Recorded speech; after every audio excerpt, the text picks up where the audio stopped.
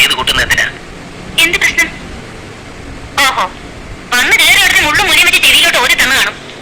നോക്ക്, ഇന്നോ നാളെ എന്ന് പറഞ്ഞ് കുഴിയിലേക്ക് കാര്യം നീട്ടിയിരിക്കാം മുത്തശ്ശി. കൊതി കൊണ്ട് അവരെന്തെങ്കിലും മീൻ വാങ്ങിച്ചെന്ന് കരുതി. അയ്യോ, മീൻ മേടിക്കണ്ടെന്ന് ഞാൻ പറഞ്ഞില്ല. കൊള്ള വിലയ്ക്ക് മീൻ മേടിക്കണ്ടെന്നേ പറഞ്ഞുള്ളൂ.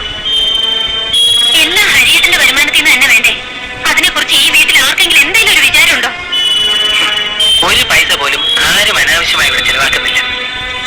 തനിക്കറിയോ, വാടിയ ഒരു പച്ചമുളകും അരിമാവ് പോലെ വെന്ത് കുറിയ പച്ചരി കഞ്ഞിയും കുടിച്ച് ഒരു സത്യമുണ്ട് സംതൃപ്തിയോടെ ജീവിച്ചാരാ ഞങ്ങൾ. അതുകൊണ്ട് ധൂർത്തിന്റെയും ചെലവിന്റെയും കാര്യം മാത്രം ഈ വീട്ടിൽ താൻ പറയരുത്. ഓഹോ, അപ്പൊ ഞാൻ പറഞ്ഞതിനാണ്